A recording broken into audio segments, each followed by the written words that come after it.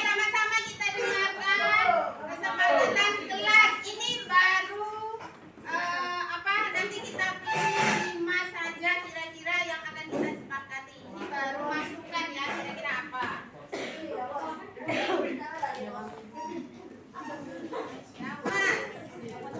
Tidak bermain game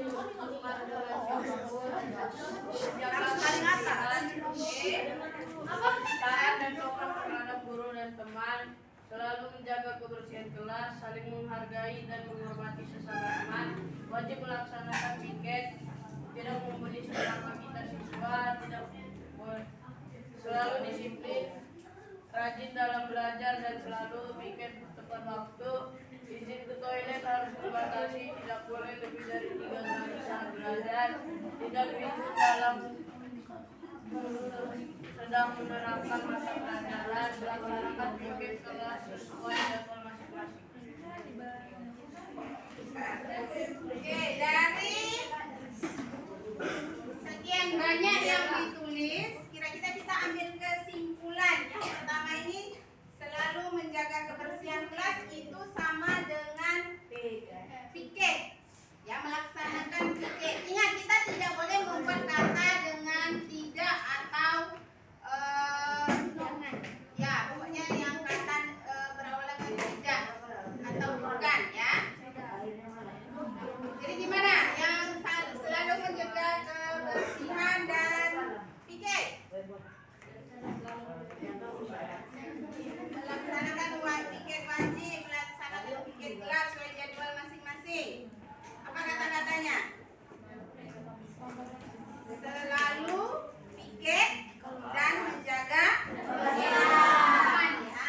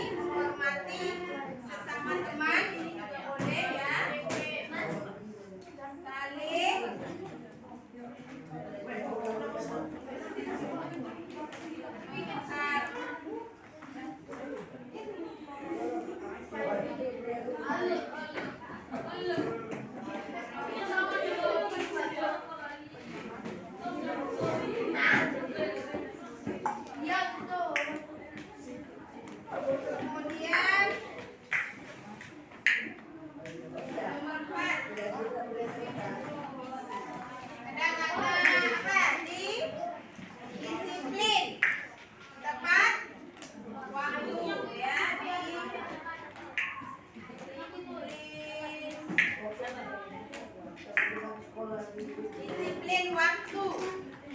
Oke, apa lagi Bang? Kamu apa lagi? Tidak ribut. Ya.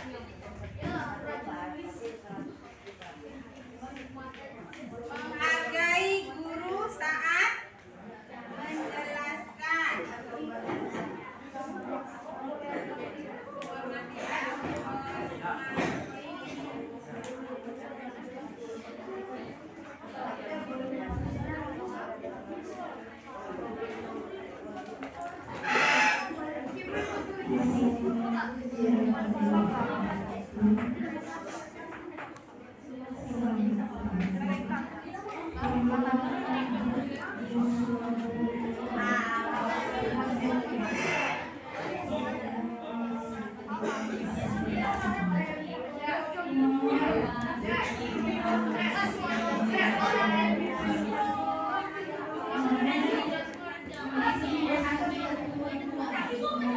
Nah ya, berarti ini kita ambil dulu 5 kesepakatan kelas kita. Apa kira-kira yang belum?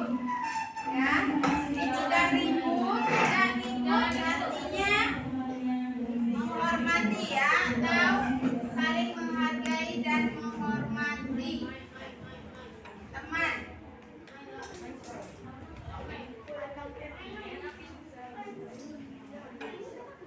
Nomor 6 yang menjaga ketertiban dan keamanan kelas.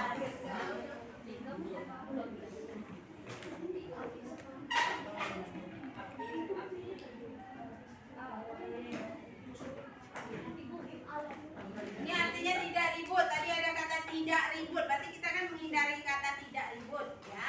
Tidak ribut artinya itu menjaga kebersihan, ketertiban dan keamanan kelas. Baik ya. Oke, sama-sama kita baca kesepakatan kelas kita. Yang pertama adalah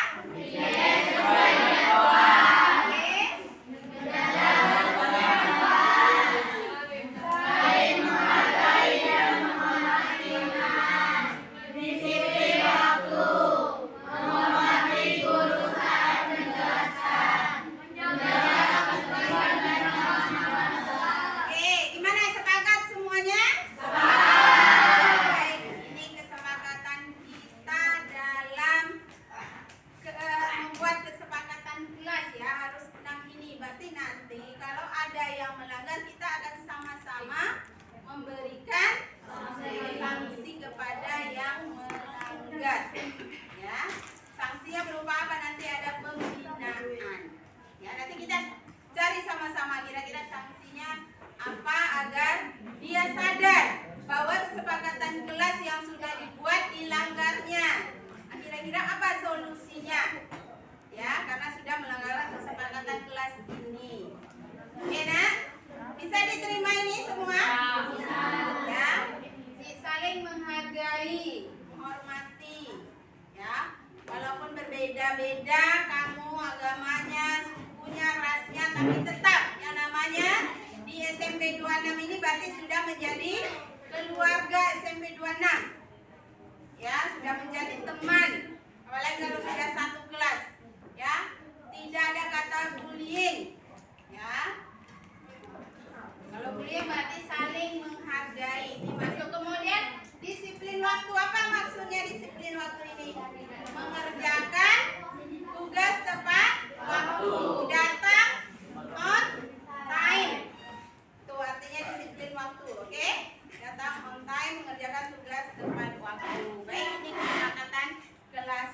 Kebutuhan dasar manusia ada 5 kebutuhan dasar manusia. Yang pertama itu adalah bertahan hidup, kemudian ada kasih sayang dan rasa diterima, kemudian penguasaan, kebebasan dan kesenangan. Semua ini anak-anak butuh ya untuk yang mereka lakukan itu mungkin salah satu di antara sini kurang mereka dapatkan.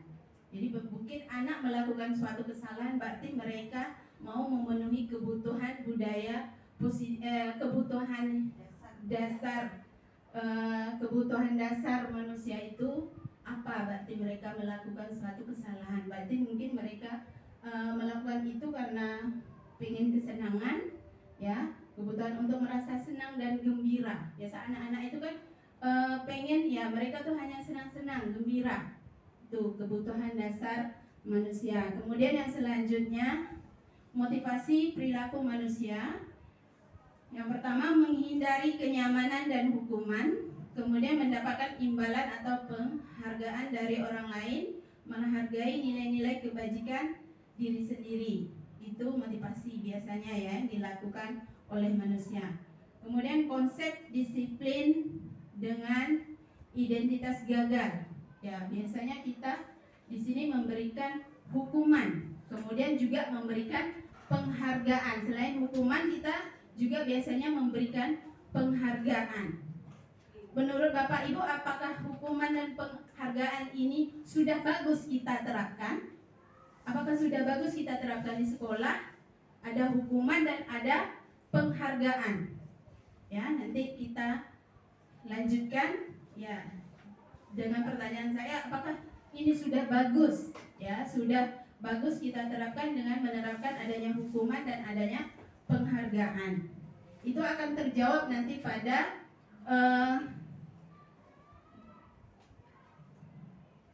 konsep ya, pada konsep disiplin dengan identitas sukses. Yang pertama konsekuensi. Ya, konsekuensi penguatan jangka pendek, perlu monitoring berkelanjutan, stimulus atau respon, kemudian murid menghormati peraturan, kemudian kehilangan waktu untuk merenungi kesalahan.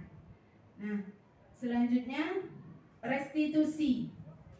Ya, murid bertanggung jawab untuk perilakunya, fokus pada pemecahan masalah jangka panjang, murid menghargai dirinya dan orang lain, kemudian teori kontrol, dirinya memegang kontrol, kemudian murid bersemangat memperbaiki kesalahan. Oke, selanjutnya konsep disiplin pendekatan restitusi, sebuah cara menanamkan disiplin positif murid. Yang pertama kita harus mengetahui dulu pengertian dari restitusi. Ya, restitusi adalah proses menciptakan kondisi bagi murid untuk memperbaiki kesalahan mereka. Ya, memperbaiki kesalahan mereka sehingga mereka bisa kembali kepada kelompok mereka dengan karakter yang lebih kuat. Itu menurut Gosen tahun 2004. Jadi proses menciptakan kondisi bagi murid untuk memperbaiki kesalahan mereka. Jadi mereka sendiri yang memperbaiki, mereka berbuat salah, mereka sendiri yang memperbaiki kesalahan mereka. Jadi kita tidak bisa memaksakan kehendak anak ini harus seperti ini, ya, tidak bisa sesuai dengan apa yang kita pikirkan. Itu menurut restitusi ya. Kemudian ciri-ciri restitusi bukan menebus kesalahan namun belajar dari kesalahan. Memperbaiki hubungan, tawaran bukan paksaan. Jadi kita menghukum anak itu bukan paksaan, tapi tawaran, dan anak itu sendiri yang mencari solusinya. Ya, hukumannya apa? Mereka sendiri yang menentukan solusi. Jadi bukan paksaan lagi. Kemudian menuntun untuk melihat ke dalam diri, kemudian mencari kebutuhan dasar yang mendasari tindakan. Selanjutnya fokus pada karakter bukan tindakan. Kemudian menguatkan dan fokus pada solusi. Jadi itu. Jadi ini yang sebenarnya harus kita terapkan di lingkungan pendidikan kita, yaitu menghadapi anak dengan solusi, yaitu 3 restitusi ini. Ya, Bapak Ibu. Kemudian selanjutnya, ya, ini gambaran antara hukuman, konsekuensi, dan restitusi. Misalnya hukuman, guru menghukum dengan lari mengelilingi. Jika anak ada berbuat salah ya, guru menghukum dengan lari mengelilingi lapangan upacara. Guru marah dan muridnya menjadi takut. Itu hukuman ya biasanya. Kemudian konsekuensi, guru memberikan konsekuensi untuk mengerjakan PR pada jam istirahat atau ditambah 3 kali lipat. Guru tegas, siswa menghormati peraturan. Nah, itu konsekuensi. Sementara kalau restitusi, ya, guru menanyakan keyakinan kelas atau dirinya dan membantu siswa menyelesaikan masalahnya. Guru terbuka dan siswa menghormati dirinya dan orang lain. Jadi di sini tidak ada unsur paksaan mereka untuk menebus kesalahan mereka, tapi mereka menyadari sendiri kesalahan mereka. Ya, dan mereka mencari solusi apa yang terbaik untuk mereka ke depannya. Jadi 5 posisi kontrol restitusi. Yang pertama penghukum, kemudian ada pembuat merasa bersalah, teman, pemantau, manajer. Nah, kita di posisi yang mana sekarang? Apakah posisi penghukum atau pembuat merasa bersalah? Kalau saya sejujurnya ya, saya merasakan selama ini saya itu adalah seorang penghukum dan pembuat rasa bersalah. Ya, misalnya, ayolah nak, tolonglah ibu, jangan ribut, kasihan sebelah masih ada guru. Itu sebenarnya adalah membuat anak menjadi rasa bersalah. Dan menghukum, ya, menghukum kita memberikan sanksi kepada anak dengan ya memberikan apa yang sesuai yang kita inginkan. Ya, itu menghukum. Nah, teman, biasa teman itu kita merangkul anak dan kita, tapi biasanya kalau teman ini mereka hanya patuh kepada kita, tidak kepada orang guru yang lain. Itu teman. Ya, jadi mereka pas kita ada aja mereka baik dengan kita, tapi di belakang kita ya mereka tidak akan patuh pada guru yang lain. Itu posisi teman. Jadi yang mana yang baik? Yang baik ini adalah antara pemantau dan manajer. Ya, kita memantau sambil manage anak. Ya, manajer mengatur anak. Yaitu 5 posisi kontrol restitusi. Ya, contoh di sini peraturan penghukum patuhi aturan sekolah dan berdiri di depan barisan. Contohnya itu penghukum. Kalau pembuat merasa bersalah, berapa kali Bapak harus memberitahu kamu, Bapak kecewa sama kamu. Jadi kita menyentuh psikis anak gitu ya, perasaan anak, sehingga anak merasa dirinya itu tidak berguna, sehingga merasa saya sudah menyakiti gitu, merasa membuat mereka bertambah merasa minder atau gimana. Itu pembuat rasa bersalah. Kemudian teman, ayolah yang tertib, Bapak bangga kali ini tidak apa kamu salah. Itu teman, seperti itu ya. Kemudian pemantau, kamu sudah melanggar apa peraturan dan konsekuensinya. Kemudian manajer, apa kamu tahu kesalahannya, kira-kira bagaimana kamu akan memperbaiki kesalahannya. Jadi kita memberikan solusi anak tersebut tanpa ada paksaan. Jadi anak yang menentukan sendiri, karena anak sekarang kan kita tahu sendiri, mereka hanya ya takut paling di depan kita, tapi nanti di belakang kita mereka buat lagi. Itu jangka pendek. Ya, kita inginkan anak itu melakukan kesalahan dan memperbaikinya dan tidak akan mengulangi lagi dengan jangka panjang. Gitu ya.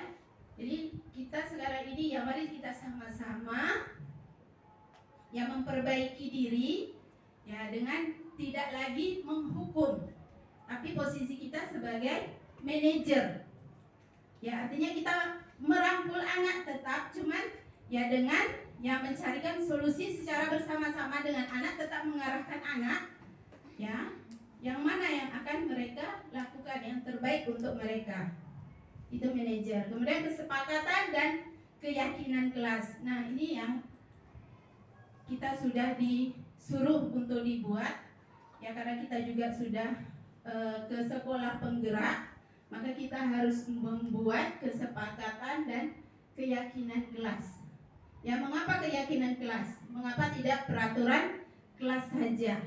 Ya, seperti kita tahu kalau keyakinan kelas berarti kita sama-sama ya antara murid dan gurunya membuat bersama-sama tanpa ada paksaan. Jadi mereka yang memberikan apa aturan keyakinan yang mereka tulis, yang mereka inginkan di kelas mereka. Tapi kalau peraturan biasa kan guru yang memberikan, anak kamu harus seperti ini, seperti ini, seperti ini ya.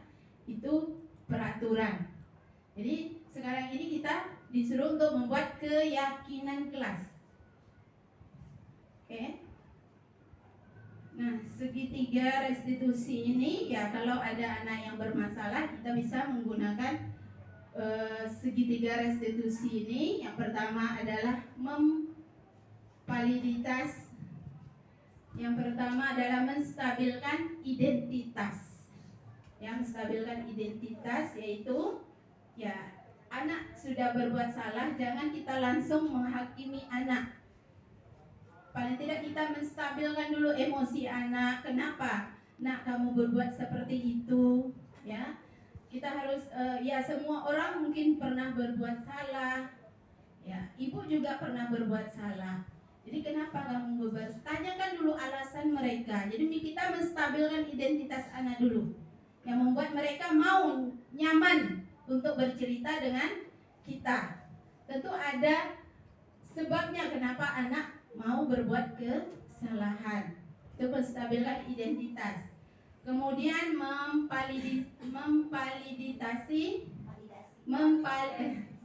validasi tindakan yang salah. Ya, berarti kemudian kita gali kesalahan apa yang sudah anak lakukan. Jadi mereka bercerita. Ya, mereka mengatakan kesalahan apa yang mereka sudah lakukan. Walaupun kita sudah tahu kesalahannya, tapi kita harus mendengarkan langsung dari mereka. Jangan langsung menghukumnya, ya, jangan langsung menyalahkan mereka. Jadi kita harus tahu dulu di posisi mereka itu. Jadi validasi tindakan yang salah, ya, dengan menyebutkan yang sebenarnya yang kamu lakukan itu ya salah, ya nak. Nah, coba sama-sama kita cari solusinya, yaitu ya. Kemudian menanyakan keyakinan. Nah, setelah kita membuat keyakinan kelas tadi, makanya keyakinan kelas itu kita buat tidak perlu banyak-banyak, tidak perlu sampai 15 poin, 20 poin. Yang penting 5 poin, 6 poin, tapi sudah mencakup semuanya. Nanti akan saya berikan contoh ya untuk keyakinan kelas. Keyakinan kelas sama kesepakatan kelas. Kalau keyakinan kelas itu secara umum aja kita buat untuk kelas kita. Misalnya kita wali kelas, saya kelas 7B. Berarti keyakinan kelas yang saya buat itu secara umum. Tapi kalau kesepakatan kelas, saya masuk di kelas mana aja, itu saya mau mulai kesepakatan dengan mereka. Itu kesepakatan kelas. Misalnya saya di 7A saya masuk, ya saya membuat kesepakatan kelas atau kesepakatan belajar bersama anak-anak. Jadi ini ya, bukan yang secara umum yang kita buat di kelas kita, itu adalah keyakinan kelas. Tapi kalau kesepakatan kelas, kita bersama anak yang kita masuk di kelas mana aja, kita bisa membuat kesepakatan kelas kita sendiri. Misalnya, nak, kita sebelum belajar, ayo kita buat dulu kesepakatan kelas kita. Kamu kalau izin hanya boleh 1 kali misalnya. Terus kalau bertanya harus tunjuk tangan, itu kesepakatan kelas. Terus harus on time masuk kelas. Itu kesepakatan kelas yang kita buat bersama anak-anak sebelum memulai pelajaran. Ya. Jadi anak-anak tahu apa yang sudah mereka sepakati bersama-sama. Ya, itu untuk ya kita tanya keyakinan kelas apa yang telah disepakati. Misalnya kedisiplinan, anak sudah melanggar kedisiplinan. Jadi anak tahu, ya Bu, saya sudah melanggar kesepakatan tentang kedisiplinan di keyakinan kelas yang ada. Ya, kemudian apa? Kamu ingin menjadi orang yang seperti apa? Itu tentang menanyakan keyakinan kelas. Baik, itu untuk segitiga restitusi. Ya, ini yang sudah saya praktekkan. Ya, pertama, ya kita harus menstabilkan identitas anak dulu. Ya, mungkin anak yang sering terlambat, contohnya ya, anak yang sering terlambat, ya tentu ada penyebabnya. Ya, tentu ada penyebabnya kenapa mereka sering terlambat. Jadi kita tidak harus langsung menghukum, menjudge mereka, tapi kita tanyakan dulu. Ya, itu contohnya. Oke. Nah, ini contoh keyakinan kelas yang sudah saya buat bersama-sama di kelas 7B. Saya ambil di sini hanya 6 poin. Jadi kita tidak perlu banyak-banyak, tapi anak di situ sudah tahu apa yang harus mereka sepakati. Karena kalau banyak-banyak nanti kan pasti lupa. Tapi yang poin yang penting aja, misalnya hadir tepat waktu, on time. Berarti kan itu sudah ya seperti anak sudah tahu, berarti mereka harus hadir tepat waktu. Kemudian mendengarkan guru ketika guru mengajar, artinya mereka harus fokus ya. Kemudian menjaga kebersihan kelas. Dan kemudian ini anak yang membuat bersama-sama, ya bertanggung jawab mengerjakan tugas piket.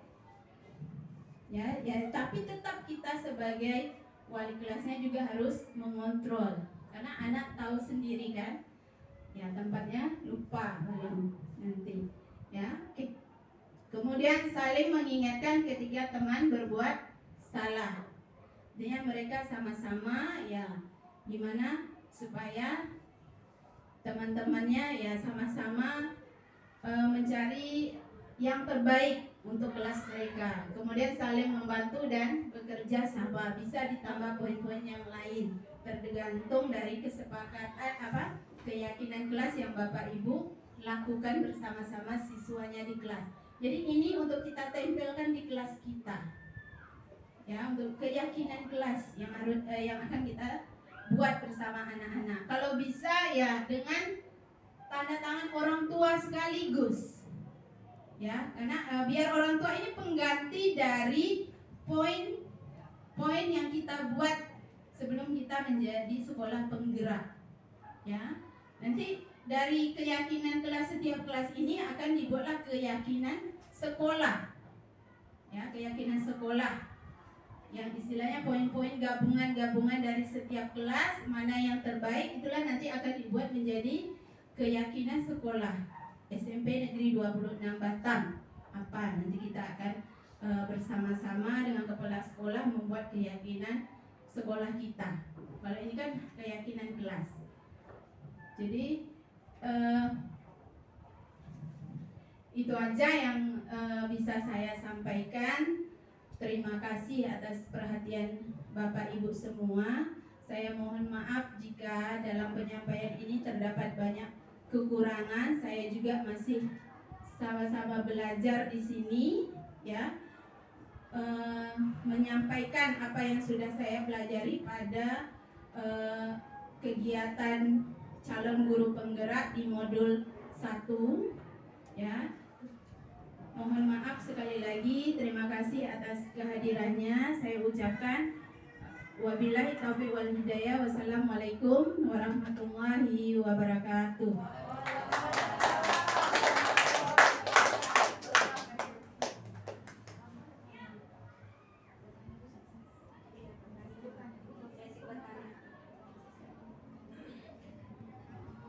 Oke, terima kasih kita ucapkan kepada Bu Dewi yang telah menyampaikan banyak hal tentang disiplin positif. Jadi dari tadi yang disampaikan Bu Dewi kita bisa menyimpulkan bahwa disiplin positif itu kita perlukan untuk membuat anak-anak kita memiliki kesadaran sendiri untuk menumbuhkan nilai-nilai kebajikan yang ada pada dirinya.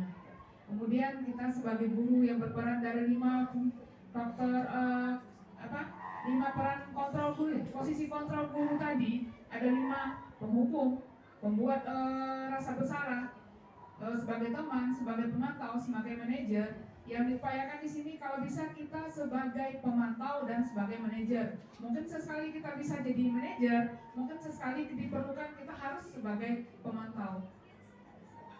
Atau mungkin juga sesekali kita sebagai teman bagi murid-murid kita atau anak-anak kita. Tapi kalau bisa kita menghindari sebagai penghukum dan pembuat rasa bersalah. Baik Bapak Ibu, untuk lebih menguatkan tentang disiplin positif, kita mintalah tanggapan dari Ibu Pini Hartati sekaligus sebagai fasilitator guru penggerak, minta tambahan ilmu. Mana tahu kita mudah-mudahan menjadi tambahan bagi kita di siang hari ini. Kepada Ibu Pini dipersilakan.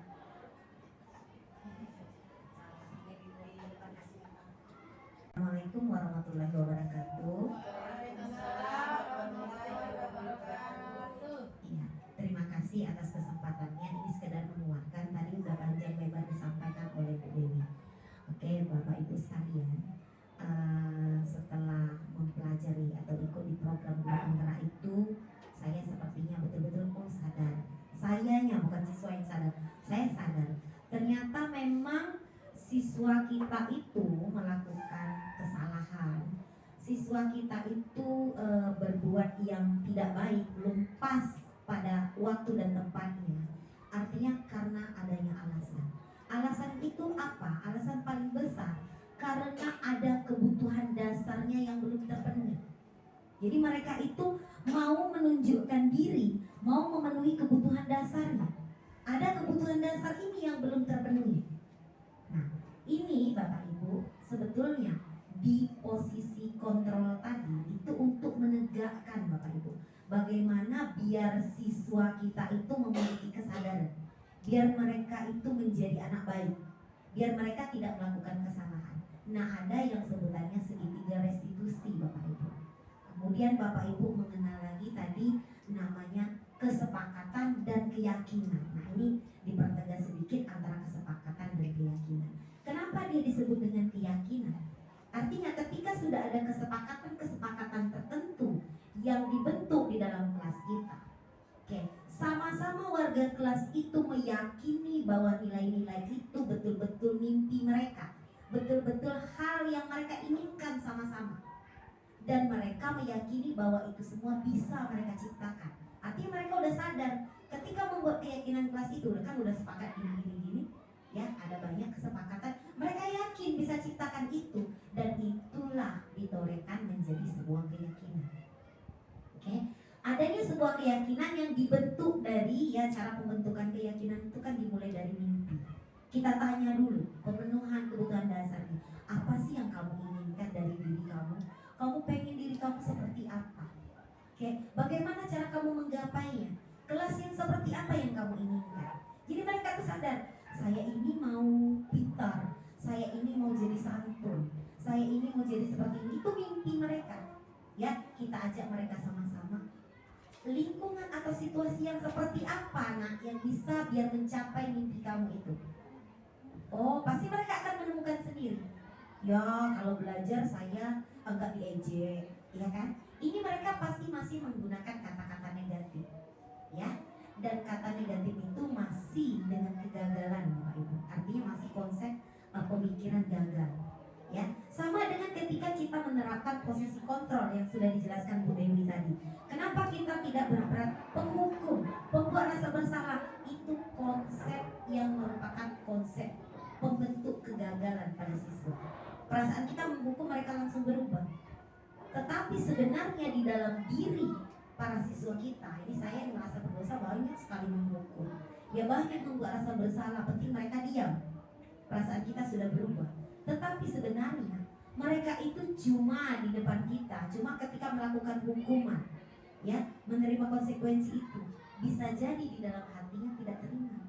Karena mereka nggak sadar apa alasannya, ya. Tetapi kalau kita menaikkan posisi kontrol kita, ya, banyak guru juga yang sudah menjadi teman. Kenapa masih belum juga berterima sebagai teman? Karena teman itu hanya mengangkat-ngangkat mereka aja. Kalau kita, ya kan, tidak menanamkan bagaimana mereka tuh biar merubah diri, dia menjadi lebih baik. Jadi ketika teman, dia nyaman sekali, dan dia akan selalu mencari guru itu untuk mencari tempat nyaman saja. Hanya mencari tempat nyaman, untuk tempat perlindungan ketika dia berbuat salah. Belum sadar mereka bahwasannya itu akan tidak bagus untuk diri mereka. Oke? Begitu juga dengan pemantau.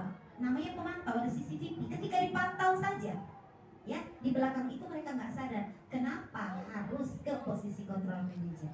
Manajer itu lebih lengkap. Artinya dia membuat kontrol dirinya itu lebih teratur, Bapak Ibu. Ada sebagai temannya. Ketika sebagai teman itu di posisi kontrol manajer itu mungkin biar anak nyaman untuk mengeluarkan unek-uneknya. Di pemantau itu untuk mengontrolnya, tetapi di manajer itu dia memang betul memantau anak itu secara utuh, ya. Jadi konsepnya itu biar anak itu betul-betul berubah. Nah, Bapak Ibu lanjutkan. Ini, ya, ketika anak berbuat salah kita sadari pasti ada kebutuhan dasarnya yang tidak terpenuhi. Kita tanya, nah kebutuhan dasar inilah yang mereka cari itu. Mereka senang, apakah mereka kurang senang? Nanti kita yakinkan mereka bahwasannya dengan kesenangan yang mereka cari dengan cara yang sama itu kan nggak benar. Nah, Jadi ini kita cuma mengarahkan, lanjut Bu Dewi. Oke. Dengan alasan tidak terpenuhinya kebutuhan dasar manusia itu, ya Bapak Ibu, kita ya manusia itu sebetulnya ada motivasi perilaku. Perilaku kita ini sama-sama dikelompokkan besar 3. Menghindari ketidaknyamanan dan hukuman. Pasti semua orang, kita bukan cuma siswa, kita menghindari gak nyaman dan hukuman. Dan kita juga mendapatkan imbalan atau penghargaan dari orang lain, itu harapan kita. Benar ya? Makanya kita bertindak, suka sekali. Kemudian kita menghargai nilai-nilai kebajikan diri sendiri. Sebetulnya kita tuh sudah ada yang menghargai diri sendiri kita itu. Tetapi selama ini masih kurang. Kita terlalu di-challenge sama penghargaan. Ya, kita terlalu di-challenge sama hukuman biar terhindar dari hukuman. Kita cuma menghindari hukuman, kemudian mengharapkan penghargaan. Padahal ini yang lebih baik, menghargai nilai-nilai kebajikan diri sendiri ini masih kurang di-challenge.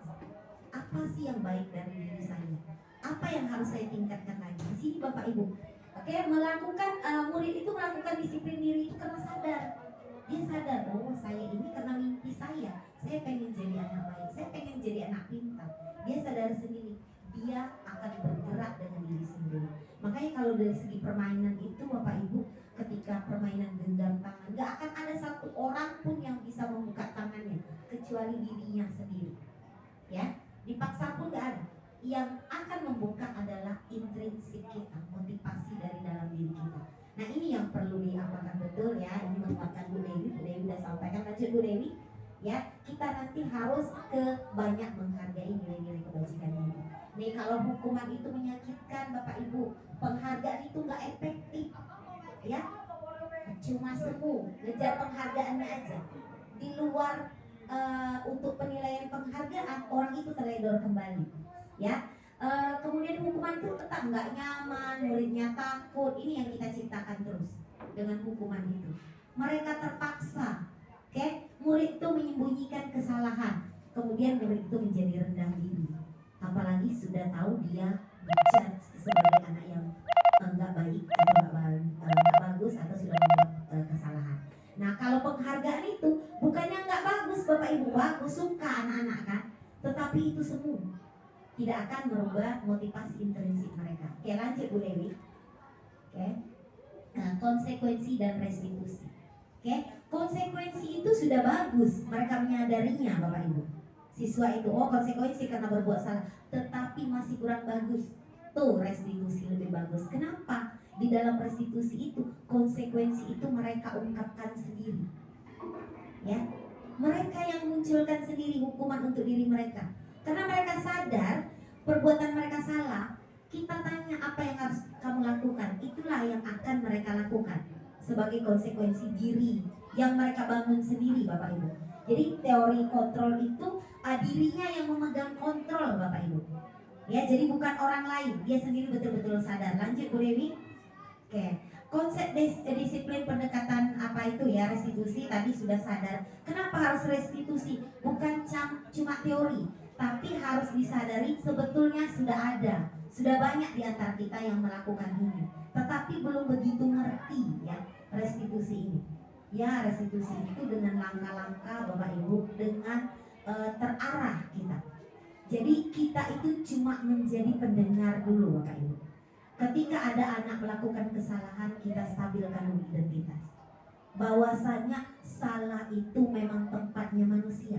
Nggak apa-apa salah. Semua orang juga bersalah. Terima dulu. Ya, menstabilkan identitas itu artinya mereka punya komuni ya, merasa oh ya orang lain juga pernah salah. Jadi mereka itu merasa berharga. Oke, lanjut dikit lagi. Hukuman konsekuensi restitusi, lanjut Bu Dewi ya. Ini mudah-mudahan kita lewatkan ya 5 posisi kontrol ini. Kenapa kita harus ke manajer? Bu Dewi tadi udah lanjut kita ke ini. Nah, restitusi ini kita stabilkan Bapak Ibu. Ini kalau terutama kesalahan-kesalahan besar anak berkelahi, ya nggak apa-apa. Tapi kita tanya nanti Bapak Ibu, kenapa kamu melakukan itu? Ya, pasti mereka melakukannya itu kok. Iya, dia ngejek saya. Jadi merasa dia untuk bertahan hidup. Kembali lagi, ada kebutuhan dasar manusia yang tidak terpenuhi. Jadi kita ingatkan, apakah sudah sesuai dengan keyakinan kelas kita. Benar nggak kamu bertindak itu? Biar mereka yang menyadari sendiri, ya. Jadi segitiga restitusi ini Bapak Ibu nggak mesti dari sini dulu terus. Ada kalau kesalahan-kesalahan kecil yang tipis-tipis nggak harus dari menstabilkan identitas, kita langsung misalkan ke validasi tindakan, boleh, ya. Langsung kita tanya, kamu sudah melanggar apa dari keyakinan kelas kita? Misalkan nggak piket, kan ringan-ringan itu Bapak Ibu, nggak harus menstabilkan identitasnya dulu, boleh, ya. Secara acak kita tanya keyakinan kelas atau impian kamu, kira-kira kalau kamu berbuat ini bisa nggak kamu capai? Oke, tanya dulu alasannya. Jadi ini bisa dibolak-balik aja Bu Dewi. Oke, ini contohnya. Nanti Bu Dewi apakan lagi ya. Contohnya sudah praktek restitusi Bapak Ibu. Anak itu menentukan sendiri. Ya sadar mereka tadi ya apa kebutuhan dasarnya dan itu masih salah mereka buat. Oke, lanjut Bu Dewi. Sampai ke terakhir ini keyakinan kelas tentu. Ya, keyakinan kelas ini Bapak Ibu sekali lagi merupakan keyakinan ketika seluruh warga yang mensepakatinya ini yakin bahwa hal ini akan terjadi, hal ini akan tercapai. Makanya dia positif-positif semua. Oke? Kenapa dia baik-baik semua? Hadir tepat waktu. Dia yakin satu kelas itu bisa hadir waktu atau menciptakan disiplin di dalam kelas, disiplin waktu. Silakan buat. Karena mereka meyakini bisa memiliki disiplin waktu. Jadi bukan cuma hadirnya saja, ya. Jadi silakan Bapak Ibu buat, misalkan hadir waktu pagi, artinya bisa jadi masuk kelas atau apa. Oke, boleh juga menghargai waktu. Silakan dibuat yang positif semua. Kemudian mendengarkan guru ketika mengajar, respect dengan orang yang berbicara. Kan nggak mesti guru. Silakan dibuat tergantung kesepakatan atau keyakinan kelas kita masing-masing. Bisa, mungkin temannya yang tampil dia juga akan menghargai. Ya ingat, kalau dia nanti melanggar keyakinan yang sudah kita buat, kita panggil Bapak Ibu, kita restitusi namanya. Kita adakan coaching dengan pelaksanaan segitiga restitusi tadi. Itulah prakteknya, kita panggil dia. Kalau selama ini saya pribadi ketika ada anak salah langsung judge, langsung hukum. Nah itu berarti masih dengan konsep kegagalan. Ya perasaan kita udah bagus, udah dihukum, udah oke. Tetapi itu belum sampai ke kesadaran. Nah Bapak Ibu mohon maaf agak panjang saya nyambungnya ke Bu Dewi ini ya. Tetapi saya betul-betul berharap untuk mengingatkan diri saya ya teman-teman semua di sini. Saya ini mungkin yang paling berat ini ya, masih di titik penghukum ya, untuk sama-sama kita memposisikan diri kita. Insya Allah kita semua nanti bisa sampai ke posisi kontrol. Kita dukung juga Bu Dewi ya sebagai calon guru penggerak kita. Mudah-mudahan nanti semua kita di sini akan bergerak. Ada Bu Mutia, Bu Sari ya, Bu Sari nanti bergerak. Kalau ada pertanyaan, biarpun nggak sampai ke Bu Meli, silakan. Jadi saya cuma menguatkannya itu sebetulnya udah disampaikan Bu Dewi. Tapi saya rasa kalau 2 kali kan lebih tajam kan Bapak Ibu? Ya Pak Alem, apa yang didapat? Apa yang didapat? Kalau anak salah tak perlu dihukum. Iya, nggak perlu dihukum. Diapakan tadi Pak? Timang-timang sedikit. Ditimang-timang sedikit berarti posisinya sebagai apa? Teman. Teman itu kenapa dia masih gagal? Cuma nyaman saja. Jadi nanti dia ketika membuat salah udah berlindung ke Pak Alem, ya kan? Nah, jadi dia belum merubah. Banyak nih ada guru ya enak kali sama guru itu. Ternyata itu sudah langkahnya baik, tapi belum 1 langkah lagi. Ya 1 langkah lagi. Biar mereka tuh betul-betul sadar. Oke, baik sama Bu Mutia enak kali. Nah mungkin coba nggak pernah marah, udah bagus itu dari posisi teman. Ya naikkan lagi dikit. Ya kita sama-sama belajar. Kalau saya, mungkin kawan saya Memanis ya Memanis. Memanis di mana posisinya sekarang? Oh manajer ya. Amin. Ya yakin kita semua ya. Iya betul yakin kita semua. Lihat situasinya. Oke, silakan langsung kita ke Memanis. Kalau anak yang 9 itu manajer. Ini kebalik, 9A itu kelihatannya levelnya up gitu loh, top ya. Rupanya masih perlu di bawah, dia harus dinaikkan sebagai teman. Tapi maaf, kalau sudah di FG itu katanya kan kelas yang apa ya? Tambahan ya Bu ya. Iya, tapi di situ kita ngomong aja dia udah ngerti. Posisimu seperti tadi kan, maaf saya tadi terlambat masuk. Kalian salah banget nggak sih? Salah mem. Itu ruanganmu kotor. Mana wali kelasnya ya? Oh, wali kelasnya ini. Apa yang kalian lakukan? Kami lap. Oke. Kami bersihkan. Oke. Nah itu rupanya aku sudah di Iya. Tapi kalau yang di B 9B atau 9A kita jadi yang low tadi apa ya? Sama teman kasih. Kalau untuk manajer saya hanya Talita, Rara, nah itu. Terima kasih. Makasih Mem Anis. Saya sebetulnya mau dengar komentar Mem Anis tadi, bagus sekali. Terima kasih Mem Anis yang sudah di manajer ya. Mudah-mudahan kita jadi manajer-manajer yang baik ya Bapak Ibu ya. Nah ini saya memberikan penguatan ke Bu Dewi ini untuk lebih banyak kita memberikan restitusi secara personal Bapak Ibu ya. Artinya ketika membuat kesalahan siswa itu mungkin tidak mau di depan umum ya. Jadi kita perbanyak coaching anak-anak kita ya. Yang bandel-bandel katanya berapa, ini gerilya. Kalau rame-rame kita kan anak kita yang masih sering berbuat salah itu sadari bahwasanya mereka ada kebutuhan dasarnya yang belum terpenuhi. Jadi kita panggil mereka, apa sih maunya gimana ya, biar mereka oh ternyata dia tuh maunya bertahan karena dia tertekan, oh ternyata dia itu kurang perhatian. Nah itu dia butuh kesenangan atau apa, kita panggil, sering-sering kita coaching. Jadi bukan cuma Pak Arsas kita saingi nanti guru BK kita, kalau dia punya konseling kita punya coaching ya Bapak Ibu. Jadi dari guru penggerak ini insya Allah nanti kita akan sama-sama kita coaching pakai alur Tirta. Nanti kita sama-sama Bu Dewi di next ya Bu Dewi ya, di aksi nyatanya nanti akan praktek coaching, bagaimana mengcoaching anak biar keluar semua biar dia menyadari. Sama tadi dengan restitusi ini dengan alur Tirta ya, sama-sama Bu Ana udah dapat, sama-sama kita ya ingatkan saya kalau anak kesalahan suka saya untuk woi nah ya itu ingat, Mem Dewi sering tuh ingat nanti aja di restitusi atau nanti di coaching ya, kita panggil anaknya di coaching. Kenapa bisa seperti itu? Dan kita gerilya sama-sama, mudah-mudahan ini bisa terlaksana ya. Terima kasih, penguatannya terlalu dalam. Terima kasih. Assalamualaikum warahmatullahi wabarakatuh.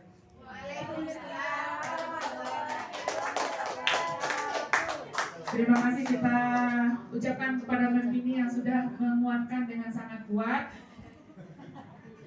Sampai saya nggak kuat. Ya udah semuanya kita kuat. Oke, selanjutnya mungkin ada refleksi dari Ale mau tanya. Udah. Reni mau tanya, Rek? Oke. Boleh. Oke, baik. Bu, nanya nih. Ini pikiran saya. Bu Reni yang agak tahu. Oke, sebentar ya Bu. Kita tadi ada 2 pertanyaan dari Bu Reni dan Bu Anis. Pertama kita minta satu pertanyaan dari Bu Reni dan satu dari Bu Anis. Kepada Bu Reni dipersilakan. Terima kasih Bu Reni. Pertanyaannya simpel, tapi mudah-mudahan bermanfaat untuk kita semua. Buat yang Dewinya, Dewi, kalau kita memakai sistem yang satu tidak berhasil, ya coba mestinya yang satu lagi. Ketika kita memakai yang satu lagi tidak berhasil juga, kira-kira pilihannya kita yang tepat yang mana? Misalnya nih kita sudah berusaha untuk menjadi teman, nggak berhasil. Kita udah menjadi kita tingkatin lah ya, nggak mungkin langsung ke manajer kan. Kita ke tingkat yang menjadi pemantau tadi. Ternyata nggak berhasil juga, baru kita ke manajer misalnya. Ini khususnya anak yang spesialis dengan artian yang udah benar-benar nggak bisa lagi kita punya jalan keluar dalam binaan BK sudah di apalagi dengan guru agama sudah, semuanya sudah. Sebelum kita mengembalikan ke orang tua, kira-kira langkah terbaiknya itu seperti apa? Terima kasih. Oke, terima kasih Bu Reni. Tadi Bu Reni menanyakan bagaimana kalau seandainya langkah-langkah kita sudah melakukan restitusi berkali-kali, kemudian saat anaknya ada anak-anak spesial yang mungkin perlakunya itu masih tetap berulang-ulang. Mungkin ada tanggapan dari Bu Reni atau Bu Dewi. Silakan kepada Bu Dewi, dipersilakan. Langsung dulu. Kita langsung pertanyaan kedua dari Mem Anis kepada Mem Anis, dipersilakan.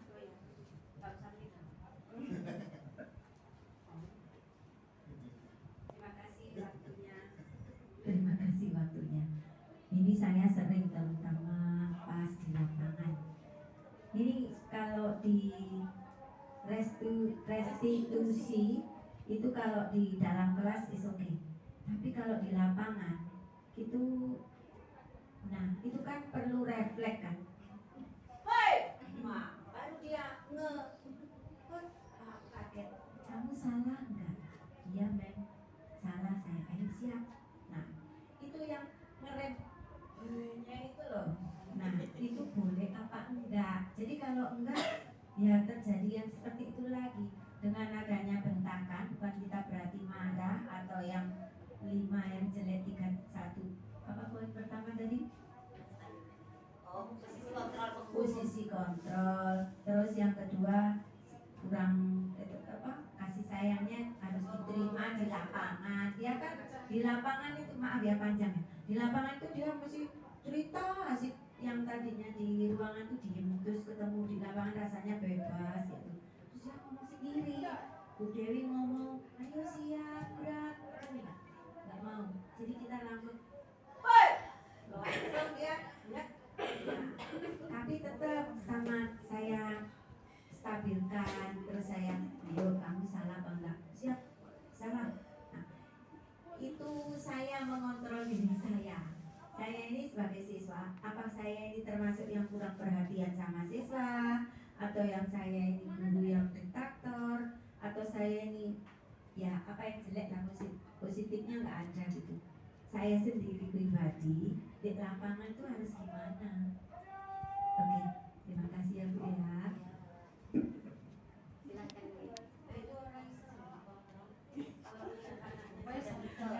Baik, terima kasih Ibu atas pertanyaannya. Ya, saya mencoba menjawab, nanti mungkin dibantu juga oleh teman-teman. Menurut saya, ya dari Bu Reni tadi pertanyaannya, jika kita sudah melakukan membuat anak menjadi teman, kemudian anak juga tidak berubah, kemudian menjadi sudah dibantu dengan apa tadi Bu Reni? Pemantau, pemantau, tapi belum juga anak berubah, ya. Gimana pun posisi yang paling baik itu adalah di posisi yang sebagai manajer, ya, sebagai manajer. Di sini sudah mencakup semuanya. Di situ sudah termasuk ada menghukum, tapi kita menghukum dengan anak sendiri yang menentukan, ya, menentukan keinginan mereka itu apa untuk membuat mereka berubah. Ya, sebagai manajer ini posisi yang terbaik menurut teori dari restitusi, segitiga restitusi. Jadi itu ya Bu Reni, gimana pun kita jangan pernah bosan, jangan pernah ada kata tidak bisa, ya, untuk mendidik anak. Gimana pun kita adalah sebagai guru di sini, kita harus senantiasa memberikan motivasi dan senantiasa harus memberikan semangat kepada anak dan senantiasa harus memantau anak. Ya, kita harus menuntun anak, jangan menuntut mereka. Ya, jangan menuntut mereka untuk menjadikan mereka yang baik menurut kita. Karena menurut kita sudah baik, menurut mereka juga belum tentu. Jadi itu, ya, itu menurut saya. Jadi gimana pun posisinya kita harus sebagai posisi manajer, karena manajer itu sudah mencakup semuanya. Di situ sudah ada sebagai teman, sekali-sekali kita di situ, kemudian sudah ada sebagai pemantau, sudah ada sebagai kita membimbing anak di situ, Ya dengan cara anak memberikan sendiri hukuman mereka itu berarti kan sudah ada konsekuensi untuk anak sendiri. Jadi mereka menyadari oh kesalahan ini sudah saya perbuat, berarti kedepannya kalau saya perbuat lagi berarti akan ada konsekuensinya terhadap mereka sendiri. Itu menurut saya. Kemudian kalau yang Mem Anis ya tanyakan tadi gimana di lapangan kalau mereka ya sudah dibariskan tapi tidak mau berbaris, dan Mem Anis ya harus berteriak berarti ya. Di sini berteriak kan bukan menghukum Mbak Timem kan? Ya, sah-sah saja. Karena kan anak ya seramai ini kalau kita lembut pasti tidak akan didengar. Kalau di lapangan ya, kalau di lapangan. Jadi sah-sah saja kalau saya menurut kalau Mem Anis berteriak, karena itu bukan menghukum, itu kan memberikan anak supaya tetap fokus dan disiplin. Ya kalau sedang misalnya dari baris berbaris sedang mau upacara mengatur barisan misalnya ya, atau mau senam mengatur barisan. Kalau saya sah-sah saja ya menurut saya, karena ini bukan memberikan hukuman, kita bukan menghukum mereka di depan anak, kita cuma memberikan suara yang agak keras supaya didengar oleh anak. Karena kalau di lapangan ya suara lembut pasti anak tidak akan mendengarkan itu. Kecuali kalau Mem di depan mereka Mem suruh yang tadi nggak mau itu Mem suruh push up atau apa, itu yang menghukum, atau lari keliling itu yang menghukum, itu yang salah menurut yang tidak benar menurut teori restitusi. Itu menurut saya. Mungkin ada tanggapan dari Bapak Ibu yang lain, silakan. Baik, ya dikit katanya banyak. Bedakan Bapak Ibu antara menghukum dengan memberikan arahan. Jadi memberikan arahan itu sah-sah saja, baik. Tetapi karena kita sudah pakai keyakinan, saya juga nih sama dengan Mem Anis supaya kencang. Kenapa sih harus kencang kalau bisa lembut? Ya kan? Kenapa harus teriak kalau bisa dengan lembut? Jadi kita sama-samakan. Itu sebetulnya yang disebut dengan budaya positif. Kita membudayakan yang baik-baik. Kita tidak ingin kan diteriakin. Begitu juga mereka tuh sebetulnya tidak ingin diteriaki. Jadi ketika dia tidak juga berhenti, boleh kita memberikan arahan dengan tegas, dengan kencang. Ketika tidak juga kita panggil. Nanti perlu dicatat ya Bapak Ibu, restitusi itu dilakukan secara individu, ya. Jadi nggak rame-rame. Kalau ada yang boleh dua sekaligus karena kejadiannya misalkan seperti perkelahian, ya itu boleh dua. Tetapi kalau ada kesalahan yang dilakukan anak-anak itu, restitusinya dilakukan sendiri-sendiri. Jadi bukan rame-rame. Nah ini kalau arahan dengan kencang, dengan teriakan, sebetulnya itu nggak berterima, bukan sah-sah aja. Tetapi kalau tegas, itu oke, nggak masalah. Siap, gerak, ya nggak masalah. Memang kita membariskan, kalau lembut nggak didengar. Tetapi kalau untuk misalkan ada anak melakukan kesalahan, kayak saya itu, woi, nggak benar itu. Nggak ada orang yang mau, kan mereka merasa tidak dihargai. Ya, bagaimana kita tidak ingin kita diperlakukan, nah begitu juga hendaknya. Gitu. Jadi sekali lagi kita sama-sama rubah. Saya nih memang ya, terutama kalau ada kesalahan itu nggak bisa saya nanti nunggu restitusi, saya mau saat itu. Insiden udah. Seharusnya kita nanti panggil mereka, kalau Pak Model, panggil restitusi, kita coaching. Ya. Nah, ada catatannya. Intinya Bapak Ibu sama di posisi ketika melakukan restitusi itu kita posisi kontrol kita tegakkan di posisi manajer itu yang langkah terbaik. Artinya ada perencanaan perbaikan, ya. Perencanaan perbaikan inilah yang tidak dimiliki oleh teman, tidak dimiliki oleh pemantau. Nah kalau manajer itu mereka sampai membuat perencanaan perbaikan. Artinya mereka menyadari sendiri. Kalau di teman kan cuma berlindung saja. Di pemantau juga itu, cuma oh kamu salah kan, iya saya salah. Tidak ada perencanaan perbaikan. Di posisi manajer ini, ya kalau kita berposisi sebagai manajer, kita akan membawa anak itu sampai mengatur dirinya untuk langkah perubahan. Jadi mereka akan melakukan perubahan diri. Jadi kita jangan tempatkan lagi sebagai teman, karena di dalam posisi manajer itu sudah ada sebagai teman. Sudah ada juga sebagai pemantau. kebencian, tetapi kata intinya ada perencanaan perbaikan. Jadi di situ di manajer itu kita berposisi lah ketika ada anak salah itu apa sih yang bisa kamu lakukan? Kira-kira mau ngapain setelah ini? Apa yang akan dilakukan? Kita cuma mengatakan. Terima kasih Bu Dewi.